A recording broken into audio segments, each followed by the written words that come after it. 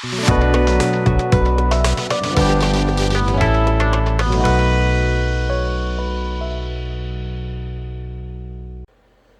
guys, welcome back to the bench. Today's test will be the Black 3.0, the blackest black paint available according to the company. This replaces their Black 2.0 to be even matter, even blacker.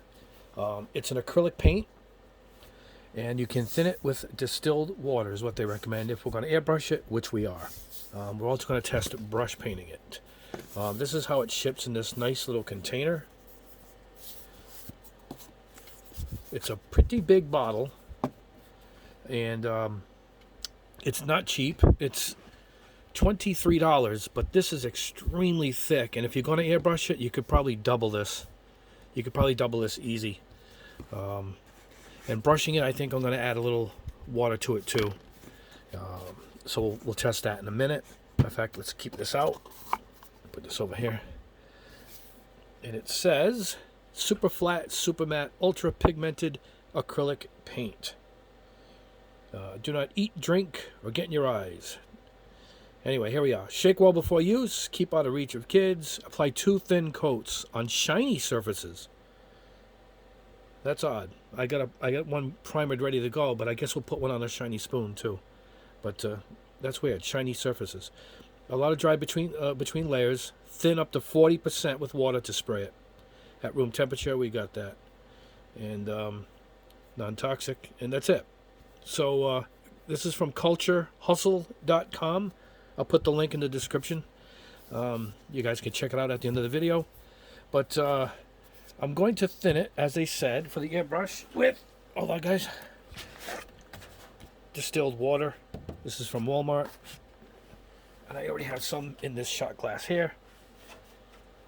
So we'll thin it with that. I might even try some with this Ultimate Airbrush Thinner. This is tricky to get in America, but it's formulated to work with all acrylic paint. So when I have a brand that isn't listed in anything on the charts, I reach for this stuff and thin it with that. The only problem is I don't like showing you guys because it took me months to get this in America. But maybe since the pandemic has come down a bit, maybe you can get it easier. It's out of the UK. I think this one came by way of Canada. But it just took too damn long for me to recommend it.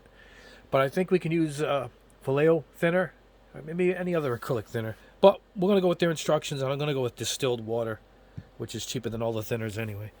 And that's it. Now what I want to try here is, let's try and brush some. So, I've already shaken it.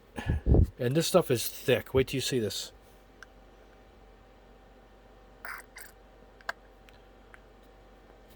Look at that. I mean, it's like, you know, the oil paints in the... Look at that, I even dropped it. It didn't fall out. You know, the oil paints you get in the...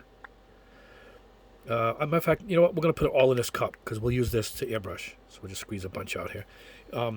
The oil paints, when you guys are, you know, you're painting oil paintings, it comes in the tubes, the Windsor and all that. That's what it looks like. It looks like it's that thickness. Just want to wipe this off while we're talking here.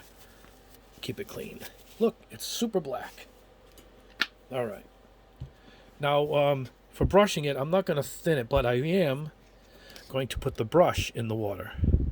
Let me get a paper towel so we can dab it. And after this, we're going to go to the booth and airbrush.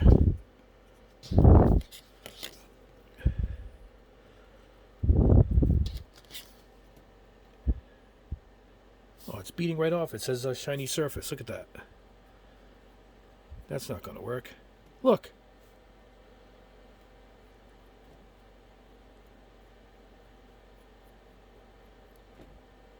Well, I don't like these spoons. Let's try it on one with primer. Yeah, no whole different story. So I guess if you're going to prime it, it's going to be shiny primer, I guess. If they're calling it to be shiny, a shiny surface. But we're going to let this dry while we're airbrushing and see the quality of it brushed.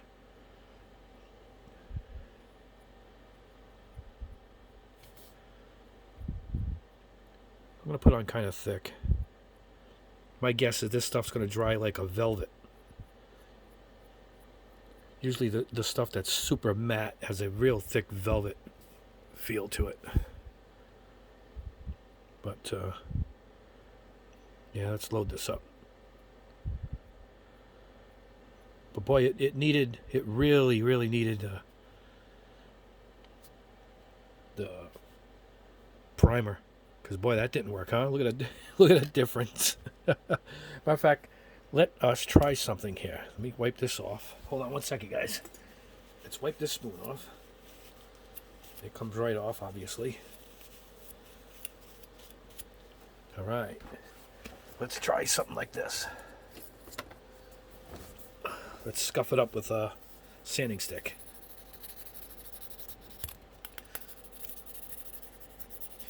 If this works here, then I might end up scuffing the plain plastic one before I airbrush it. But I had a feeling I had to use a primer when I airbrushed it.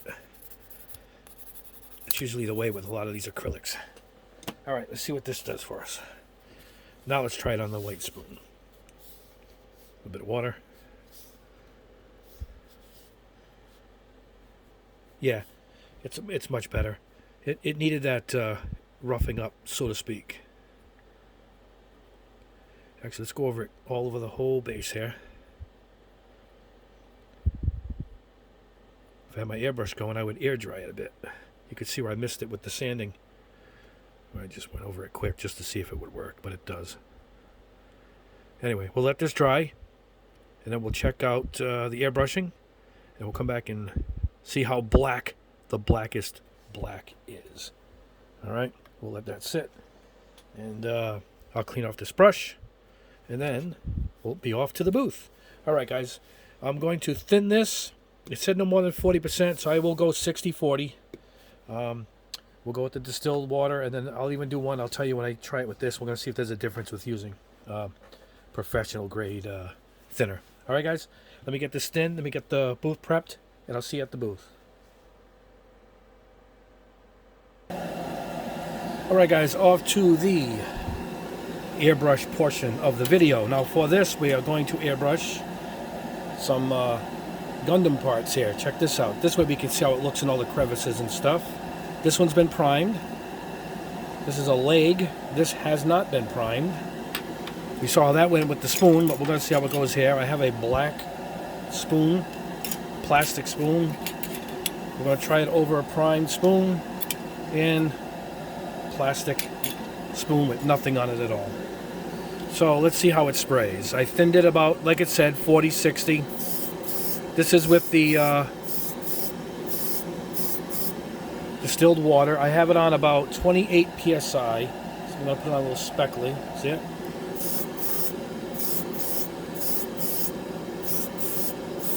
I don't know if we need to use my method here of drying it, but we are going to. All right, get a nice coverage and just shoot the air. We'll just dry it off about 10-20 seconds. I can tell here it's already really dull, so it's probably dries pretty good. Pretty quickly, I mean. All right, there's another coat. This has a shine to it. Obviously, it's going to dry fully to get that pitch black effect.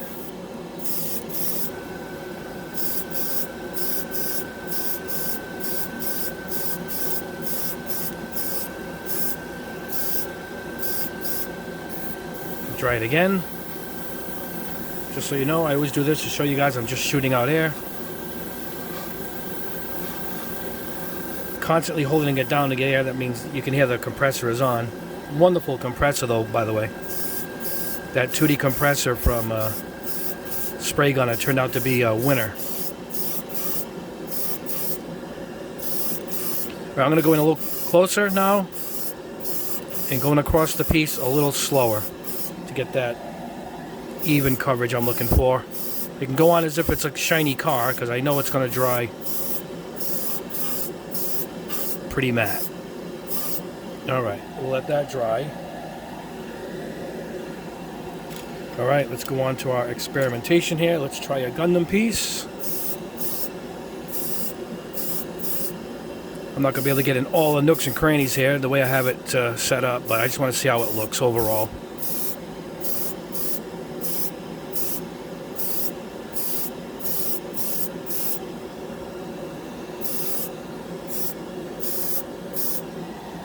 guys can see it going on there. Oop. Always hitting the camera, guys. Always hitting the camera. All right, let's go with the technique of air drying it.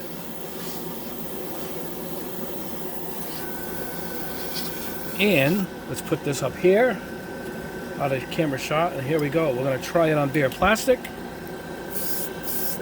Oh, it's a big difference from brushing it. It seems to go right on. Can you see it, guys?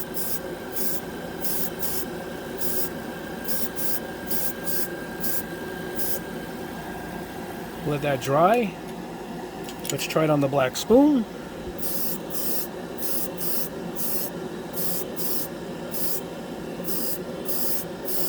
Yeah, this is impossible to see what I'm doing on that, that's for sure. Now, I'm blowing it off, getting any dust off. Let's see if we can really take our time with this and get it to stick on Gundam plastic, we'll call it.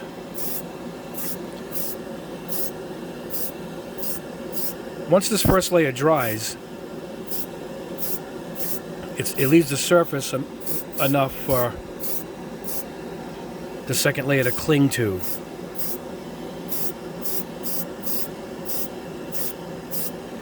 All right, let's let that dry, guys. Let's go back to the other one. All right. This is the primer I use is Mr. Surfacer in the spray can. I think it's 1200. I've been practicing getting ready for the primer video. Yeah, so this is clinging really good. You can just go ahead and pretty much get your final coat.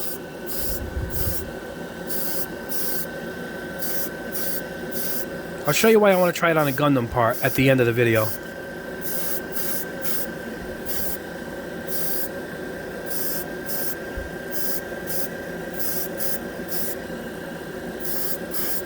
Tough to really get in close to get in all them spots. All right, that covered it really nice. All right, we'll let that one go. All right, back to the spoon.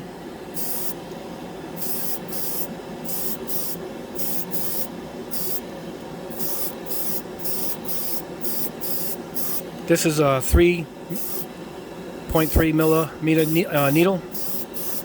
I was going to use my new Procon single action with a 4, but I didn't know how this paint behaved, so I figured I'd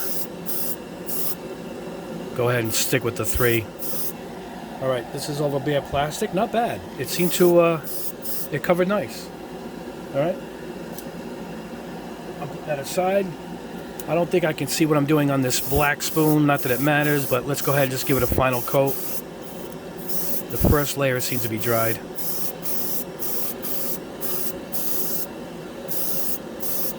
It covered nice, really nice. Looks like I'm shooting regular gloss black. All right, let's try this last Gundam piece, and then we're done. Yeah, I think airbrushing it does seem to go over bare plastic fine. You're just going to get that first layer on with the airbrush. The brushing it didn't seem to work until I scuffed it up. But it seems to be the piece likes, it seems to be the paint likes to be airbrushed. Because it's going on this untreated piece fine. I'm going to put this in the dehydrator and let them dry up quick. And we'll get back to the results. Still a lot in the cup, so it went a long way.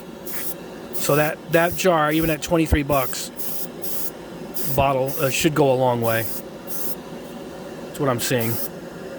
I don't have these set up in the best way for painting, so I'm not going to be able to get every nook and cranny, as we say. But not bad. We get the idea of it. Look at that. That went on. It goes on good. It goes on like a real hobby paint. So here we go, guys. We'll let that go. And I'm trying to find a spot for that piece. Let them dry. We'll get back to the bench and we'll compare them all together, including the ones I brush painted. Let me clean this out with hot water, my old hot water trick, and we'll see you back at the bench. All right, guys, here we are back with the results, and it's pretty good. particularly on the Gundam pieces. But anyway, this is over primer, over plastic, over the black plastic. Nice and even. It's super matte. And we'll be comparing it. It went on the plastic all right. I didn't even have to scuff it. So the brushing was completely different from the airbrushing. And because I put it right over this black piece, you can see that's the black plastic spoon. And as we flip it, you can see where it becomes completely like a black hole right there. Now, here, oops, I'm going to hit the camera again. Here is the brushed on one. I mean, I did a sloppy job brushing it. I just did it quick. However, it dried pretty good. It dried not many brush strokes at all. So if you take your time and do a couple like coatings, you could probably get a pretty good coverage. And this, what I did was I took the cup, what was left that I had for all of this, and I just poured it over this. And I just poured it to see how it would dry, pour it on. And even that came out good. Obviously, it peeled up a little bit. But that was just poured on. But it really shines on the airbrushing. Look at the evenness of that. This is the nice part. But we're going to show you the difference. Here is Vallejo matte black. I didn't even have to spray it because the results are right there. There's what it's supposed to look like. You can see the difference right there. But this is put that back. This is the Vallejo matte black. You can, I mean, the difference. All right, that's the Vallejo matte black there, and this is one of my lacquer flat blacks. I believe this is which one was this? This might be one of my primers, because the primer comes out pretty flat. There you go. Look at that. This was airbrushed. That was the other one was from a spray can. You know, I mean, I can grab any of these. These are all the same. You know, so you can really catch my drift here as to how black this stuff really is. It supposedly absorbs all the light, and you can see that it does it there. Absorbs 97% of light, so only has a 3% reflection. You know, and here's the Vallejo. Almost a gray on the Vallejo. Now, here's where I think it really shines. It shines in these pieces. How's that for an oxymoron? It shines. Here's where this stuff really is great. It really will absorb all the detail, if that's what you want, out of these pieces. Look at that. And here's the leg piece.